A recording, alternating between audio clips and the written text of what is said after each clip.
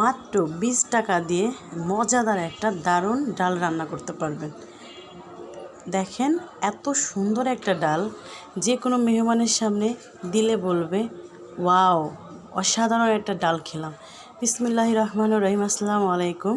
সবাই কেমন আছেন? আশা করছি ভালো আছেন। এটা অ্যাঙ্গরের ডাল বা বুটের ডাল। আমি সেটাকে 3 ঘন্টা ভিজে রেখেছিলাম সকালে উঠে।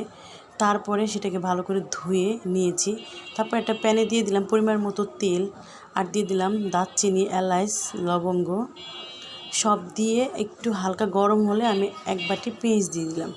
এটা হয়েছে গরুর মানে চর্বি বা যেটাই বলুন মাংসর সাথে যে থেকে যায়, হাড়, এগুলো সব কিছু মিলে আমি নিয়েছি, বেশিরভাগ চর্বি নিয়েছি। যাই হোক, পেঁয়াজটা ভালো করে একটু লাল লাল করে তারপরে আদা বাটা 2 চামচ, রসুন বাটা আর জিরা বাটা এটা দিয়ে ভালো করে নাড়াচাড়া করে মশলাটাকে ভেজে নিলাম। তারপরে দিয়ে দিলাম 1.5 চামচ হলুদ, 3 চামচ মরিচের গুঁড়া দিয়ে আবারও ভালো করে সুন্দর করে নাড়াচাড়া করে নিলাম।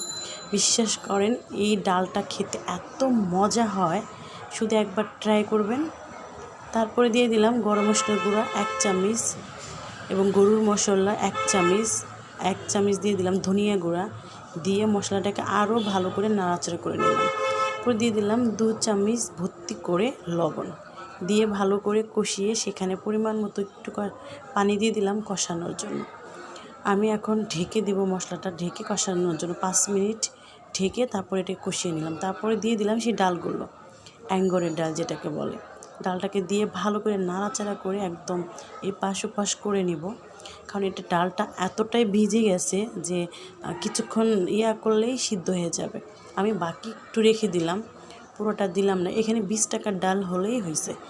দোকানে গিয়ে শুধু বলবেন যে ভাই আমাকে 20 টাকায় অ্যাঙ্গরের ডাল দেন, আর মাংসের মধ্যে থেকে তেল ঠেল এগুলো যেগুলো বের হয় আমরা মাংস কেনার পরে সেগুলো জুমায়া এই ডালটা রান্না করতে পারেন।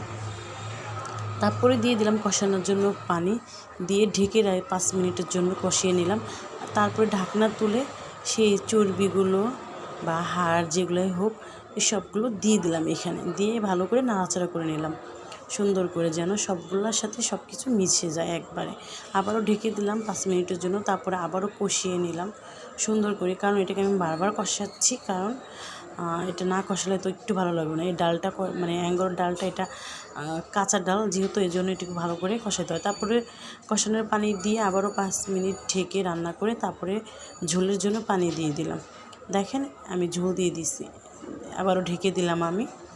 ঢেকে তারপরে তুলে এটা আমার তরকারিটা হয়ে গেছে। এটা জিরা আর এলাচ এটা আমি ভেজে তারপরে পাটাতে ভালো করে পিষে নিয়েছি। পিষে নিয়ে সেটা আমি অবশেষে দিয়ে দিলাম। এটা দেওয়ার পরে শাহি শাহি একটা ভাব আসছে, এত সুন্দর একটু ঘ্রাণ। এই দেখেন আমার ডালটা হয়ে গেছে, মাশাআল্লাহ, অনেক সুন্দর দেখা যাচ্ছে। বিশ্বাস করেন, ট্রাই করবেন কিন্তু অবশ্যই।